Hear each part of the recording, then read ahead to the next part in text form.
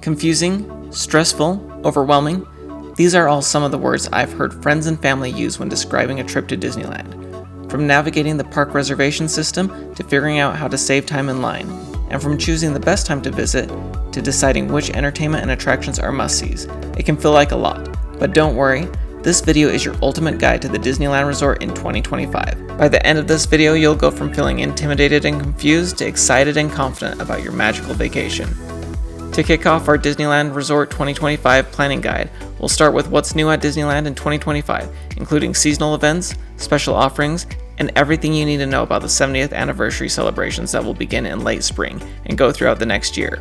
Then we're going to cover essential tips for saving time in line, details about park reservations, food recommendations, and so much more. We're going to make sure your Disneyland trip is as magical as it should be, so let's dive in.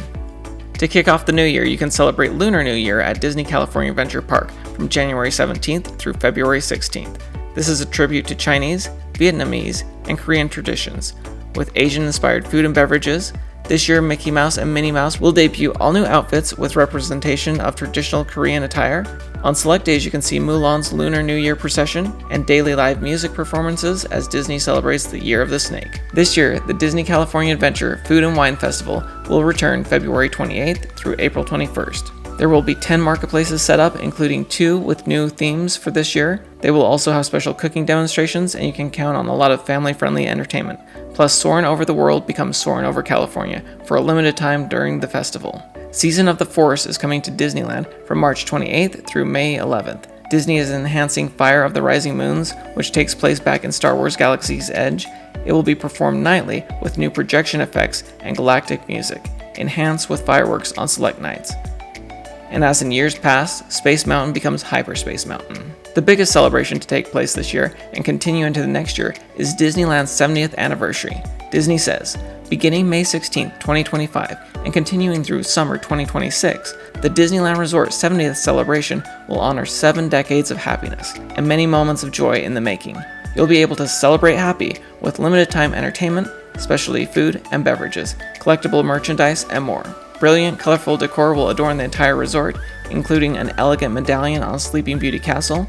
Mickey Mouse, Minnie Mouse, and some of their pals will dress up in new outfits in Town Square in Disneyland, designed just for the celebration. At Disney California Adventure Park, you can look forward to an all-new nighttime spectacular, World of Color Happiness.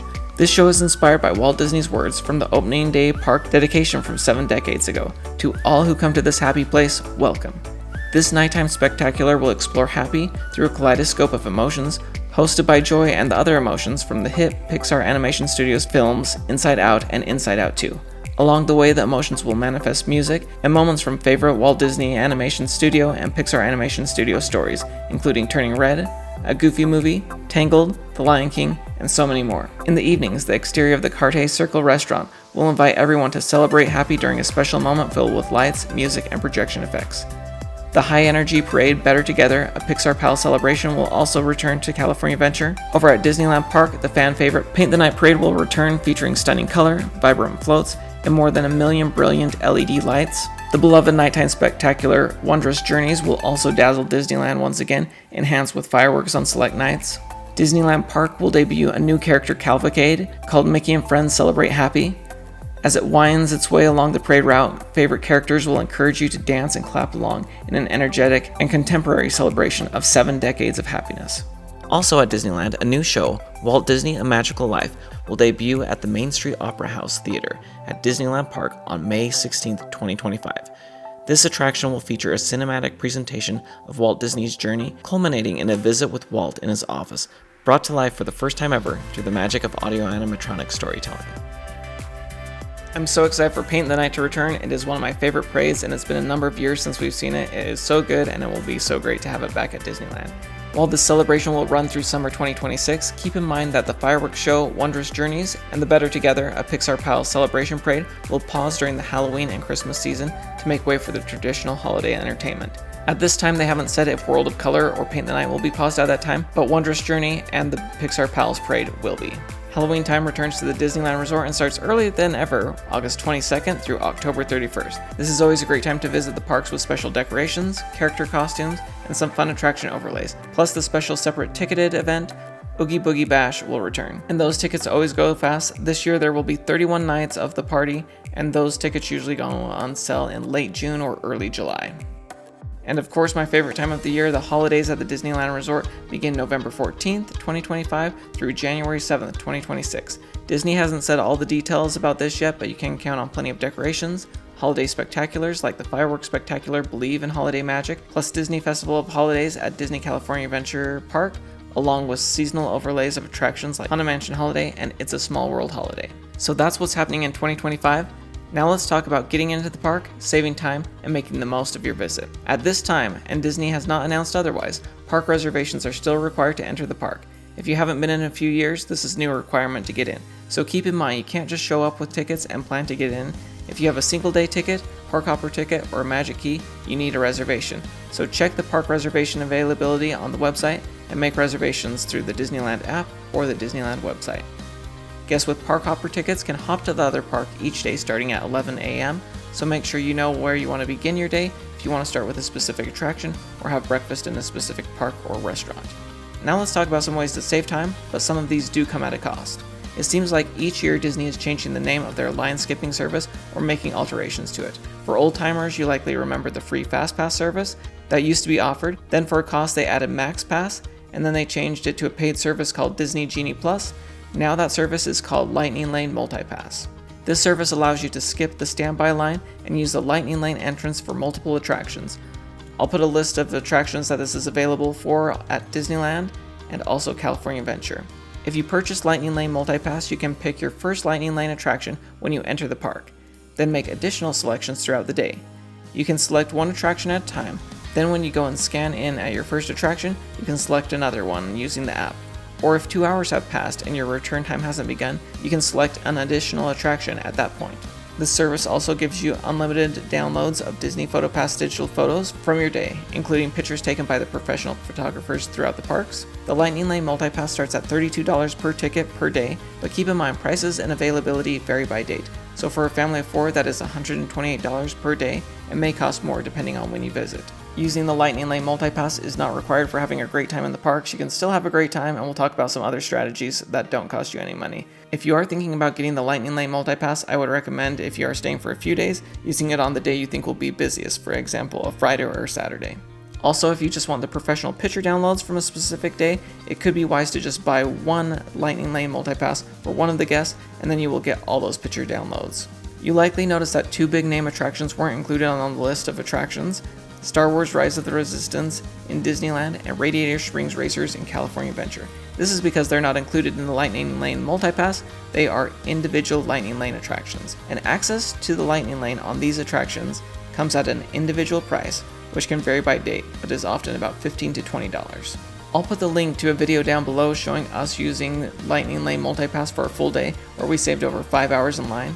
And throughout the year, as things change and are updated, I'll link any new information or videos about it down below. Disneyland has also added a newer higher tier offering called Lightning Lane Premier Pass, which allows one-time entry to each available Lightning Lane experience in both Disneyland and California Adventure to enjoy at your leisure throughout the day. So you don't have to make any reservations or wait 2 hours to select another ride. You get to go on all of them, including Rise of the Resistance and Radiator Springs Racers, and you can walk up to the attraction anytime you want, no reservation required. But as you can imagine, this convenience comes at a price. Disney says for 2025, prices will vary by date and demand within a $300 to $400 range per person. Prices will be displayed in the Disneyland app up to 2 days in advance of your park visit. I likely won't be using this, but if you have the money to spend, it would be very convenient. Or if your goal is just to experience all of the attractions without spending 2 or 3 days in the parks, you could get this and get the job done in 1 day, and maybe save on hotel or extra tickets you would have to buy, or additional, food you'd be buying in the park. So it could be a smart way to go if your goal is just to get through the attractions. But if you like to take things a little bit slower, experience all the entertainment, and just take your time in the park, then you might want to save your money. Sticking with how to make the most of your day, here are some options that are not going to cost you more, but you do need to plan ahead. First of all, you do need a game plan, so arrive at least 30 minutes before park opening. That way you will be waiting in line when they start to let guests into the park, and they let you up to a certain point in the park, and then they do what they call rope drop, where they will literally drop a rope and let everyone walk to that first attraction that they want to see. So it's important for you at that point to know what attraction you do want to see.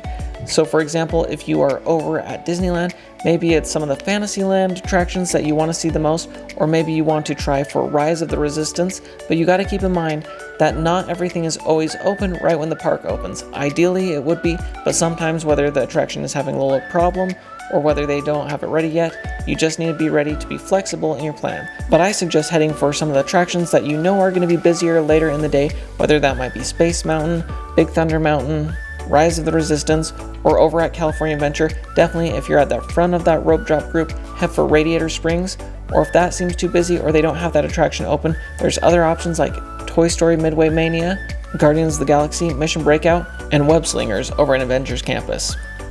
I know this is a ton of information, so if you want to learn a lot more about these tips and tricks to save more time when you're in the parks, I have a video that is basically a masterclass on saving time and money, and I'm going to link it down in the description below, so definitely check that one out because I go through all the different scenarios and how to make the most of your day so you're not just waiting all day in line.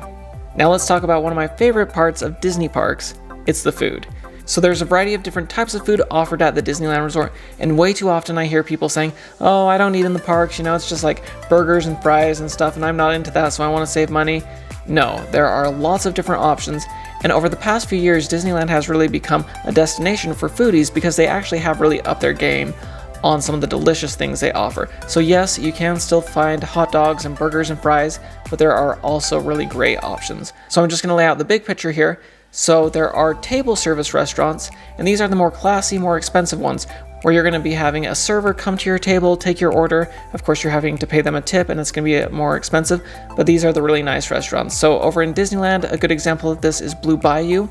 Over at California Adventure, we have the Carthay Circle Theater restaurant, which is very, very classy. Also over at Disneyland, just a step below the Blue Bayou, but still really fun, is Cafe Orleans. So those are some good options if you want the more classy table service options. Now let's talk about some of the quick service or casual dining options.